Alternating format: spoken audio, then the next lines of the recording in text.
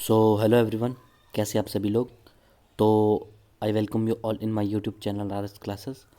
तो हमने अपनी लास्ट वीडियो में जो 2016 में जो हेड कांस्टेबल का जो पेपर हुआ था उसके हमने कुछ क्वेश्चंस को डिस्कस किया था।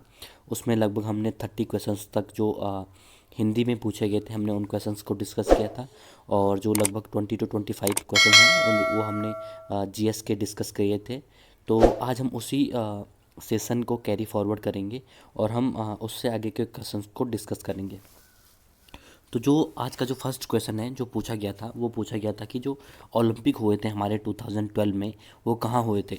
हालांकि ये उस टाइम का ये करंट का टॉपिक भी आप बोल सकते हैं, करंट तो नहीं क्योंकि 2016 से में हुआ था और 2012 में पूरा 4 इयर्स का गैप है। तो ये क्वेश्चन पूछा गया था उस टाइम। तो अभी तो ये पूछा नहीं जाएगा, फिर भी हम देख लेते हैं इस क्वेश्चन को। तो 2012 में जो ओलंपिक हुआ था वो हमारा लंदन में हुआ था। तो लंदन इसके लिए राइट आंसर हो जाएगा। नेक्स्ट क्वेश्चन है हमारे पास, ग्रीन पार्क स्टेडियम कहाँ स्थित है। तो जो ग्रीन पार्क स्टेडियम है वो हमारा कानपुर में स्थित है। तो 24 के लिए हमारे पास कानपुर राइट आंसर हो जाएगा। नेक्स्ट क्वेश्चन है क्वेश्चन नंबर 25। विश्व पर्यावरण दिवस कब मनाया जाता है। तो जो हमारा विश्व पर्यावरण दिवस है वो हमारा 5 जून को सेलिब्रेट किया जाता है। तो 25 के लिए हमारा पास 5 जून राइट आंसर हो जाएगा। नेक्स्ट क्वेश्चन है क्वेश्चन नंबर 26। चंद्र ग्रहण कब होता है। तो चंद्र ग्रहण तब होता है जो हमारा सन और जो मून होती है, तो जब इनके बीच में जब हमारी अर्थ आती है तो उसको हम चंद्र ग्रहण कहते हैं। क्योंकि जो सन रहता है उसकी डायरेक्ट रोशनी जो है, उसकी डायरेक्ट लाइट जो है वो हमारे मून पे नहीं पड़ती है, क्योंकि बीच में हमारा आ जाता है पृथ्वी। तो इसको हम चंद्र ग्रहण कहते हैं। और इसका ठीक होता है कि जब चंद्रमा रहती है जब जो मून रहती है वो सूर्य और जो हमारी अर्थ होती है उसके बीच में आ जाती है, तो उसको हम सूर्य ग्रहण कहते हैं।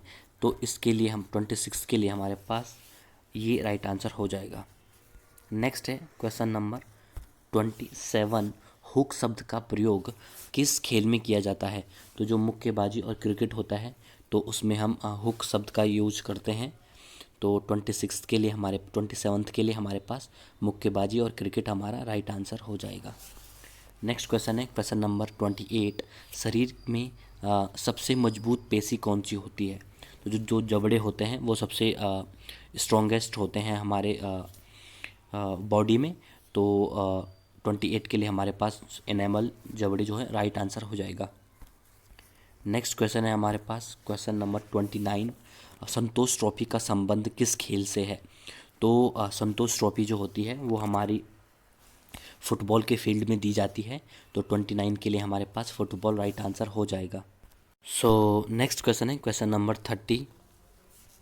पहला खगोल शास्त्री जिसने बताया था कि पृथ्वी अपनी अक्ष पे घूमती है। वैसे तो इसका राइट आंसर आर्यभट्ट है। उन्होंने कहा था कि पृथ्वी जो है वो अपने ही अक्ष पे घूमती है।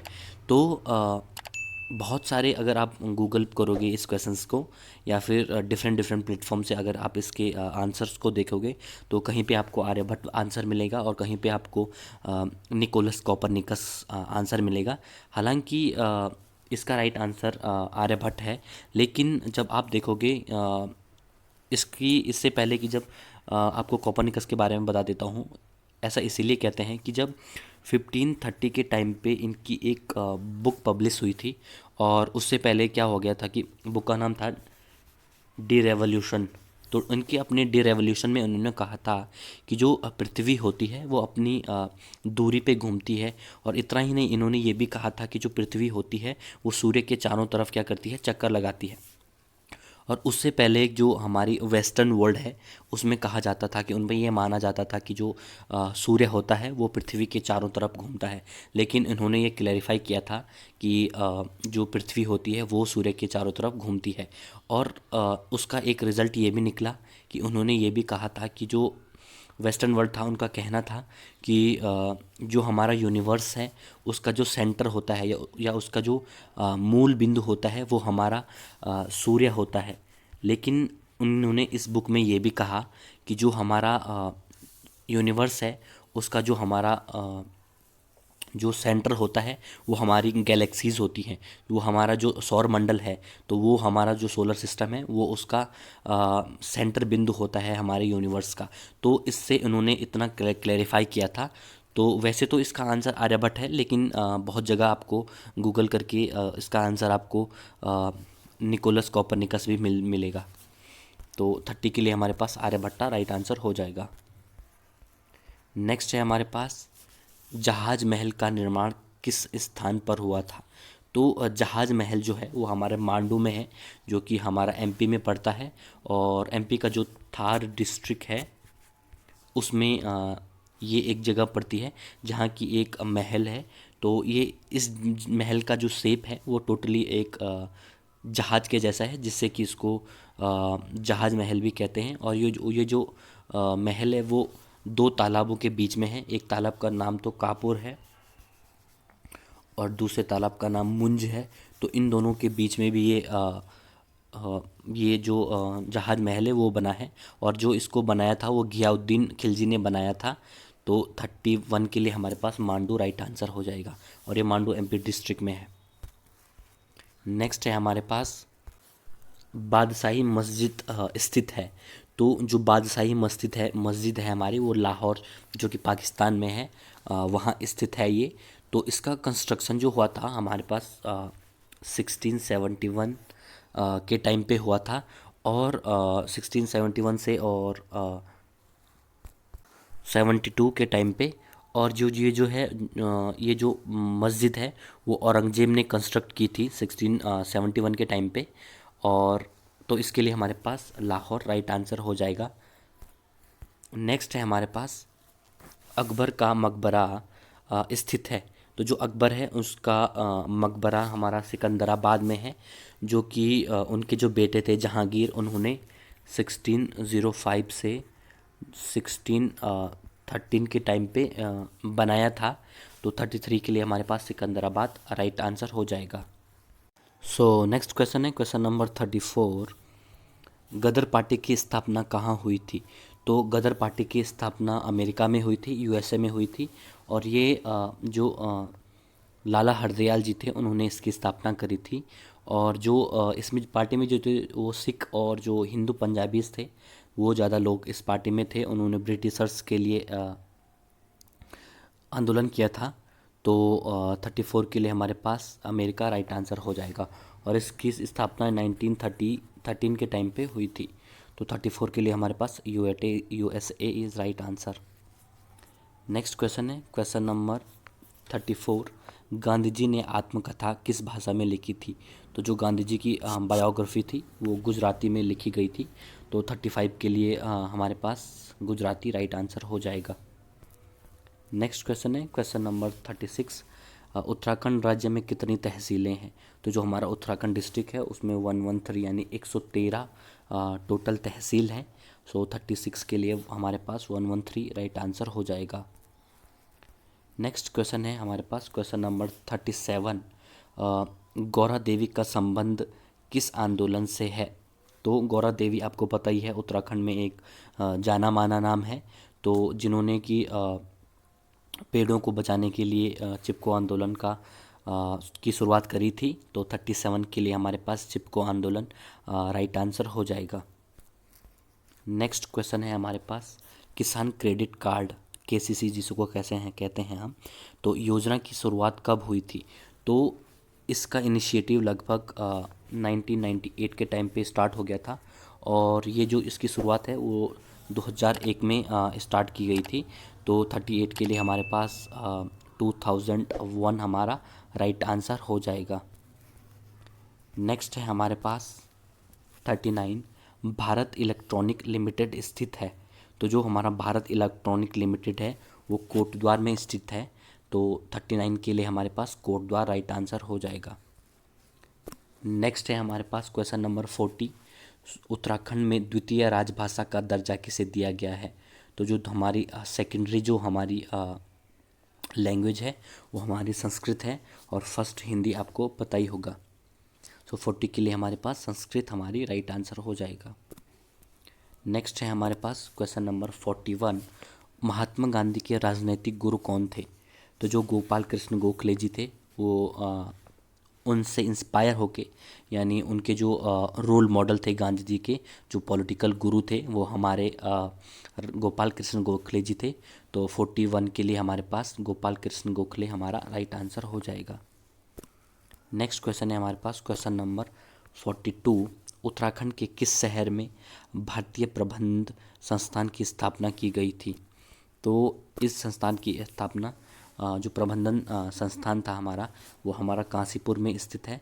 तो 42 के लिए हमारे पास काशीपुर हमारा राइट आंसर हो जाएगा। नेक्स्ट है हमारे पास, किस राज्य में एशिया का सबसे बड़ा ऊर्जा पार्क है, यानी पावर पार्क है? तो ये हमारा गुजरात में स्थित है। सो 43 के लिए हमारे पास गुजरात राइट आंसर हो जाएगा। नेक्स्ट क्वेश्चन है हमारे पास क्वेश्चन नंबर 44। नंदा देवी राजजात को कितने अंतराल के बाद मनाया जाता है? सो एवरी 12 ईयर हम नंदा राजजात जो यात्रा होती है उसको हम मनाते हैं, यानी सेलिब्रेट करते हैं। तो 44 के लिए हमारे पास 12 ईयर राइट आंसर हो जाएगा। नंदा राजजात के बारे में तो आप सभी को पता ही होगा, उसके बारे में ज़्यादा डिटेल्ड डिस्कशन उतना है नहीं। तो 44 के लिए हमारे पास 12 ईयर हमारा राइट आंसर हो जाएगा। 45 है हमारे पास, उत्तराखंड के प्रथम राज्यपाल कौन थे? तो ये हमारा एसआई में भी पूछा गया था ये क्वेश्चंस। जो सुरजीत सिंह बरनाला थे, वो हमारे उत्तराखंड के फर्स्ट गवर्नर थे। सो 45 के लिए हमारे पास जो हमारा उत्तराखंड के जैसे फर्स्ट गवर्नर हो गया, फर्स्ट हमारा जो हाई कोर्ट के जज हो गया, या फर्स्ट हमारा जो मुख्यमंत्री हो गया, या कोई भी चीज़ है ऐसे, इस सब के बारे में आपको पता होना चाहिए। और इन सब को भी आप पढ़ सकते हैं, क्योंकि ये जो फर्स्ट चीज़, जो कोई भी चीज़ जो पहली बार होती है, उसका बहुत महत्व होता है हमारे एग्ज़ाम के पॉइंट ऑफ व्यू से। सो इन सारे नामों को आप याद रखिएगा। सो 45 के लिए हमारे पास सुरजीत सिंह बरनाला हमारा राइट आंसर हो जाएगा। नेक्स्ट है, उत्तराखंड की सबसे लंबी नदी कौन सी है? तो जो अलकनंदा है, जो कि सतोपंत ग्लेशियर से निकलती है और जो लगभग 195 किलोमीटर तक रन करती है। तो ये हमारे उत्तराखंड की सबसे बड़ी लंबी नदी है। तो 46 के लिए हमारे पास अलकनंदा राइट आंसर हो जाएगा। नेक्स्ट है हमारे पास क्वेश्चन नंबर 47। उत्तराखंड के किस शहर में राष्ट्रीय तकनीकी संस्थान है? जो हमारा टेक्नोलॉजी जो संस्थान है, वो श्रीनगर में है, जो कि पौड़ी डिस्ट्रिक्ट में बिलोंग करता है। सो 47 के लिए हमारे पास श्रीनगर राइट आंसर हो जाएगा। नेक्स्ट है क्वेश्चन नंबर 48। निम्न में से कौन सा एक प्रयाग नहीं है? देवप्रयाग, रुद्रप्रयाग, कर्णप्रयाग और सोनप्रयाग। तो सोनप्रयाग जो है वो कि एक प्रयाग में नहीं आता है। तो 48 के लिए हमारे पास सोनप्रयाग राइट आंसर हो जाएगा। नेक्स्ट है क्वेश्चन नंबर 49। प्राणी एक जीव, यानी जो प्राणी होता है जिसमें नेत्रों का अभाव होता है, मीन्स जिसकी आंखें नहीं होती है। तो जो केंचुआ होता है उसकी आंखें नहीं होती हैं। सो 49 के लिए हमारे पास केंचुआ राइट आंसर आ जाएगा। 50 क्वेश्चंस हैं और ये आज का लास्ट क्वेश्चन है। बाबर की आत्मकथा किसने लिखी थी?